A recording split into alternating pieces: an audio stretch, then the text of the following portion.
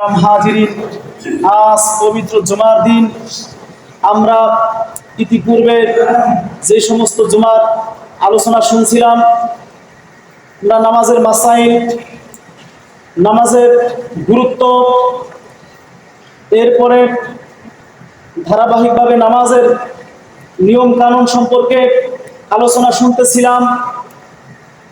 আজকের আলোচ্য বিষয় হলো জুমার দিনের গুরুত্ব, জুমার নামাজের গুরুত্ব।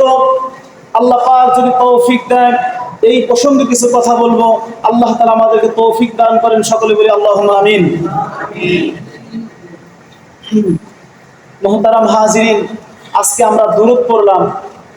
কমসে কম যদি কেউ এতটুকু বলে যে সাল্লাল্লাহু আলাইহি ওয়াসাল্লাম, এই দুরূদের কি ফাজাইল। হায়াতুস সাহাবা পঞ্চম খণ্ডে ঘটনা এসেছে।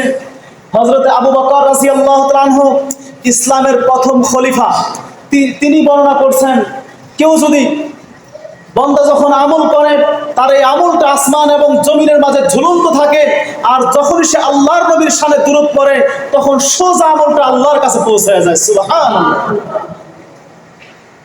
এই জন্য আমি প্রতি জুমায়, অন্তত সবসময় তো পড়েনি, আমি নিজেও একটু তাগিদ দিয়া দুরূদ শরীফটা আমরা পড়ি। আর এই দুরূদ শরীফের এত ফজিলত, আজানের পরেও কেউ যদি, আমরা মসজিদে আজান হয়েছে, এই আজানের জবাব দেওয়ার পরে কেউ যদি দুরূদ শরীফ পাঠ করে, হাদিসে আসছে যে দুরূদটা একটু আগে আপনারা পড়লেন, এই দুরূদ শরীফ যদি পাঠ করে, আল্লাহর নবী বলেন এরপরে যে দোয়া করবে সেই দোয়াই আল্লাহ পাক কবুল করে নেন। সুবহানাল্লাহ। তো দুরূদের এত ফজিলত। আল্লাহর নবী সাল্লাল্লাহু আলাইহি ওয়াসাল্লাম বলেন, আমার কোন উম্মত দুনিয়ার যে কোনো প্রান্তে থাকুক না কেন, চাইছে গাছতলায় বাস করুক, বাসতলায় বাস করুক, পাঁচতলায় বাস করুক, দুনিয়ার যে কোনো প্রান্ত থেকে আমি রাসূলের শানে দুরূদ পড়বে, ওই দুরূদটা একজন ফেরেশতা আমি রাসূলের রওজায় এনে পৌঁছে দিবে। সুবহানাল্লাহ। ওই দুরূদটা নবী রওজায় নিয়ে পৌঁছে দেয়। এই জন্য দুরূদের এত বড় গুরুত্বপূর্ণ।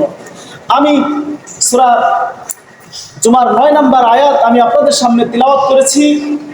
আল্লাহর নবীর অসংখ্য হাদিস থেকে আবু দাউদ শরীফের একখানা হাদিস আমি আপনাদের সামনে পেশ করেছি। উক্ত আয়াত ও হাদিসকে সামনে রেখে আজকে এই জুমার দিনে কিছু আলোচনা করার চেষ্টা করবো ইনশাআল্লাহ। তো মুহতারাম হাজিরিন, এই যে জুমার দিন, আজকের এই যে জুমার দিন, এই জুমার নামটা কেন রাখা হইল? আজকে যে জুমার দিন, এই জুমার নামটা কেন রাখা হইল? মাঝে মধ্যে প্রশ্ন জাগে না এরকম, এই জুমার নামটা কেন রাখা হইল? ইয়াউমুল জুমআ, জুমা আরবি শব্দ, জুমার দিন, যার শাব্দিক বাংলা অর্থ হলো জমায়েত হওয়া, সমাবেত হওয়া। এই জুমার নামটা কেন নির্ধারণ করা হলো? ঐতিহাসিকগণ, তাফসীরকারগণ বিভিন্ন মত প্রকাশ করেছেন। তার মধ্যে একটা মত হলো হযরত আদম আলাইহিস সালামকে সৃষ্টি করার জন্য, আদম আলাইহিস সালামকে সৃষ্টি করার জন্য পৃথিবীর বিভিন্ন প্রান্ত থেকে মাটি নিয়েছিলেন, ওই মাটিগুলো জমায়েত করেছিলেন। এই জন্য আজকের এই দিন নাম রাখা হয়েছে জুমার দিন। বলুন সুবহানাল্লাহ।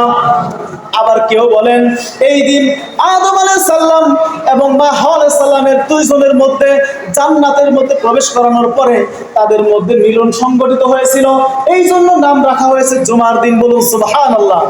আবার কেউ বলেন এই জুমার দিন এই কারণে রাখা হয়েছে নামটা, তাদেরকে যখন জান্নাত থেকে দুনিয়ায় প্রেরণ করা হলো, জান্নাত থেকে যখন দুনিয়ায় পাঠানো হয়েছিল, তখন এই দুনিয়া সৃষ্টি করার পরে, তখন দীর্ঘদিন কান্নাকাটির পরে তারা যখন আরাফার প্রান্তে মিলিত হয়েছিল, এই সেই দিন, এই কারণে আল্লাহ পাক এই দিনের নাম বিধান দিয়েছেন জুমার দিন। বলুন সুবহানাল্লাহ। তো এই জন্য অনেক তাফসীরকারগণ, অনেক ইতিহাসবিদগণ এই কথাই তিনি উল্লেখ করছেন, আজকের এই দিনটা জুমার দিন এই কারণে বিধান দিয়েছেন। আমার মুসলমান ভাইরা, এই দিন জুমার দিন নাম রাখা হয়েছে। আজকে জুমার দিন শ্রেষ্ঠ একটা দিন, কারণ কোন জিনিস, কোন শহর, কোন ব্যক্তি, কোন ফেরেশতা, কোন পয়গম্বর এবং সৃষ্টির মধ্যে যা কিছু আছে, শ্রেষ্ঠত্ব দেওয়ার মালিক কে বলেন তো? আল্লাহ। আল্লাহ পাক এই দিনকে কেন শ্রেষ্ঠত্ব করেছেন? আল্লাহ পাক দিনের মধ্যে জুমার দিনকে শ্রেষ্ঠ করেছেন।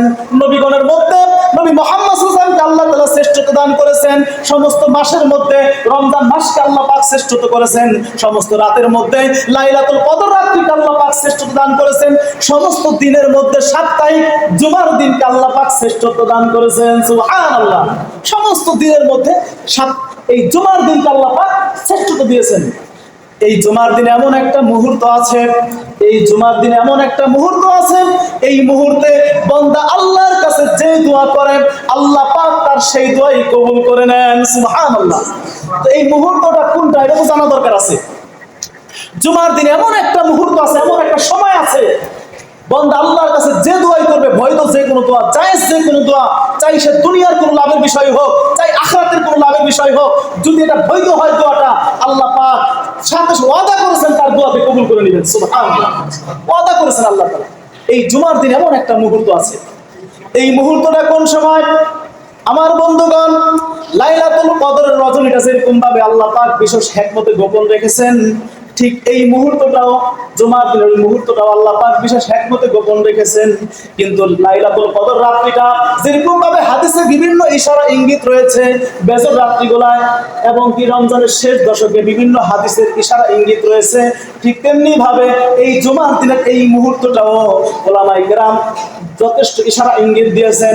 নির্ভরযোগ্য কিতাব শাহ ওলিউল্লাহ মুহাদ্দিস দেহলভী রাহমাতুল্লাহি আলাইহি তার হুজ্জাতুল বালিগা কিতাবের মধ্যে তিনি উল্লেখ করেছেন দুটি সময়ের কথা।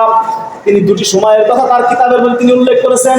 একটি সময় হলো ইমাম যখন মিম্বারে খুতবার জন্য বসে যায় সেই সময় থেকে নিয়ে নামাজ সমাপ্ত হওয়া পর্যন্ত, আর দ্বিতীয় সময়টা হলো আসরের নামাজের সময় থেকে নিয়ে সূর্যাস্ত যাওয়া পর্যন্ত। এই দুইটি মুহূর্তের মধ্যে, এই দুটি সময়ের মধ্যে এমন একটা মুহূর্ত রহিয়াছে, এই মুহূর্তের মধ্যে বান্দা আল্লাহর কাছে যে দোয়াই করবে আল্লাহ পাক তার ওই দোয়াটা কবুল করে নেবেন। সুবহানাল্লাহ। দেখেন আল্লাহ পাক কত অপশন দিয়ে রাখছেন আমাদেরকে, দুনিয়ার মানুষ আর কি অফার দিতে পারে।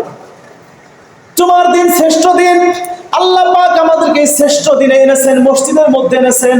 আমাদের নসিব ভালো, হাদিস শরীফের মধ্যে এসেছে কোন ব্যক্তি যদি জুমার জন্য গোসল করিয়া মসজিদের দিকে রওনা করে নামাজ আদায় করার জন্য, তার প্রতিটি কদমে, প্রতিটি কদম যে ফালাইছে তার বাড়ি থেকে নিয়ে মসজিদ পর্যন্ত, প্রতিটা কদমের বিনিময় এক এক বছর নফল রোজা, এক এক বছর নফল তাহাজ্জুদের নেকি আল্লাহ পাক তার আমল নামায় দিয়ে দেন। সুবহানাল্লাহ।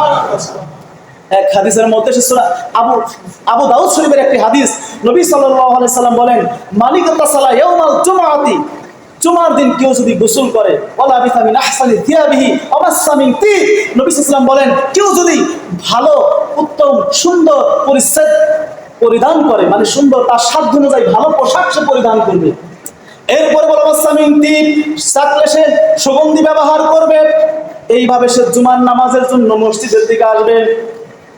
জুমার নামাজে এসে কারো ঘাট প্রজ্ঞায় সামনে আসবে না, যেখানে